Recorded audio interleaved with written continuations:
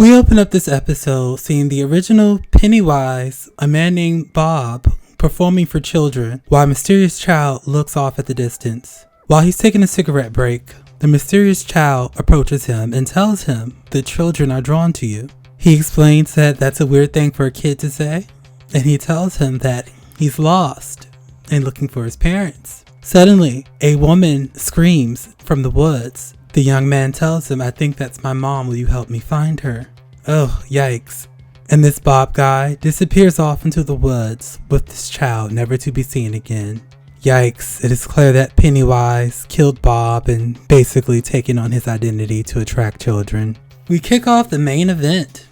The mini lynch mob that the crooked Chief Bowers is clearly leading enters the black spot. He informs everyone they received an anonymous tip that Hank was being hidden in the establishment. They claim they turn him over, no one will get hurt. I don't believe him. The black soldiers band together and face off against the masked bandits. One tells Chief Bowers they will not turn him over so they can lynch him. Hank comes out of the back room and turns himself over because he doesn't want anyone to get hurt. Veronica screams in terror as her father begins to walk out of the establishment with the masked men. Suddenly the soldiers pull their guns out on the masked degenerates. The group of terrorists, now realizing they're not the only ones packing heat, retreat from the bar. Everyone in the bar cheers, but the victory is short-lived because the masked villains begin to throw Molotov cocktails through the windows of the bar. As the bar begins to go up in flames while people are still inside, they try to escape, but they realize the masked bastards managed to lock them inside. Chaos ensues as the flames begin to quickly spread throughout the bar. I really wish the soldiers would have just unalived those men. I knew this wasn't going to be over when they calmly left the bar. Now innocent people are burning to death. At this moment, we see Dick locate a secret exit under a refrigerator as he prepares to escape. He sees the spirit of a Native American shaman that captures his attention. Because fear and chaos has filled the room, our demonic clown Pennywise appears and begins to collect his bodies and taunts our losers club. He also taunts Dick by conjuring the dead souls of everyone in the bar so Dick can be overwhelmed and asks him, "What's wrong? Seeing things?" and wickedly laughs. Dick snaps out of it and grabs Will and Veronica and helps them escape. Next, we see Richie save Marge by placing her in the trunk and laying on top of it so she can't escape. Essentially sacrifice himself so Marge can survive this travesty. This got me emotional. Little Richie and Marge basically gave Titanic vibes, and shout out to these child actors for pulling this off.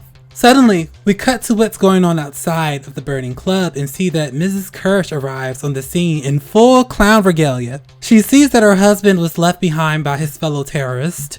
She approaches him and he chastises her for wearing her clown costume. She professes this is who she is. Her eyes suddenly look behind him and she says, "Papa?" We see that Pennywise is present and immediately he decapitates Mr. Kirsch's abusive ass. He thanks Ingrid, gives her a hug, and tells her he's going to sleep now.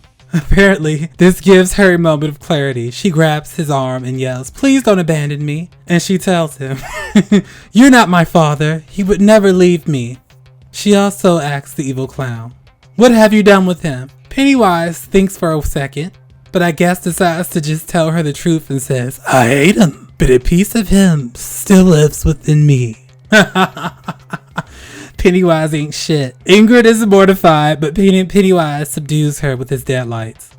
We catch up with the aftermath the next morning, and we discover Richie is no longer in the land of the living because of smoke inhalation. Our losers club is so saddened by the loss of their friend. Charlotte tells Hank to switch his clothes with one of the dead bodies so law enforcement can proclaim his death. This way, she can smuggle him out of Derry under the radar.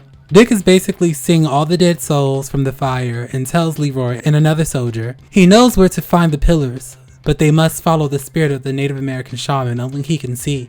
We cut to Rose and her tribe discussing the event and declare this is a sign that its feeding cycle is complete and he'll now rest for another 27 years.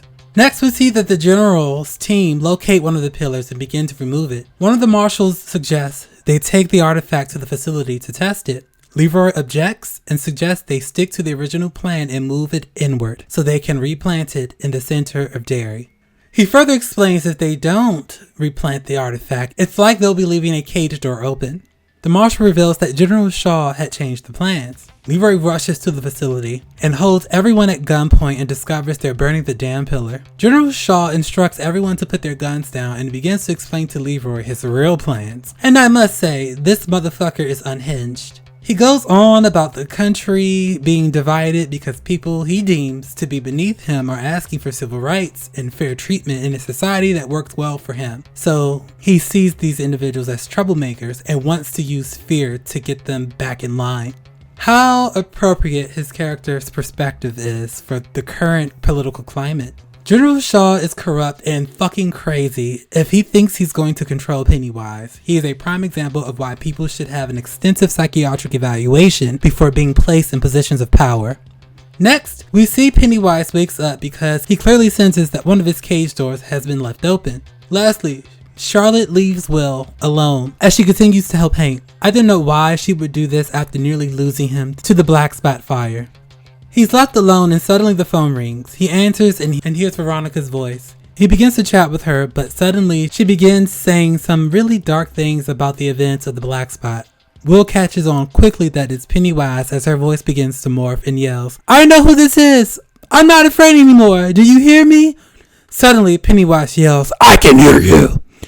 and appears behind Will, perched up on the top of his family's refrigerator before Will can run away. Pennywise hops down and immediately hypnotizes him with its deadlights. The episode fades to black.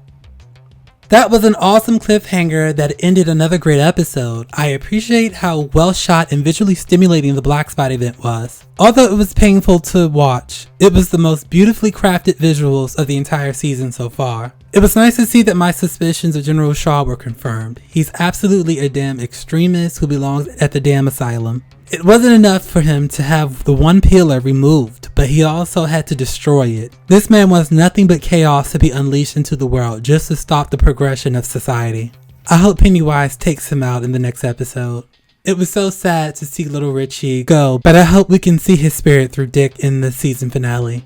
Pennywise clearly kidnapped Will, but I don't think he's going to kill him yet. I believe he'll use him as bait to gain access to the remaining Luther's Club. I really enjoyed this penultimate episode. It features some great storytelling and was visually superior to the previous entries. I rate this episode a solid A. If you like this review, please like, comment, share, and subscribe.